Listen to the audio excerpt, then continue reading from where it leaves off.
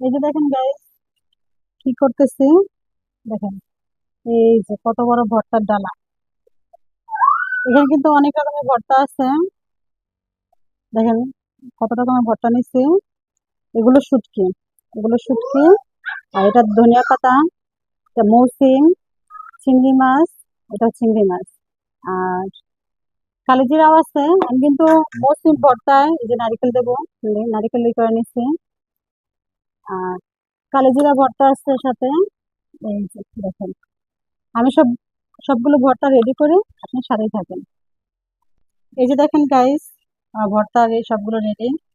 ভর্তা খাওয়াটা যত ভর্তা খাওয়াটা যত সহজ, বানানোটা এত সহজ না। এই যে দেখেন আমার হাতের অবস্থা কি। এতগুলো ভর্তা বানায়া এখন শেষ করলাম।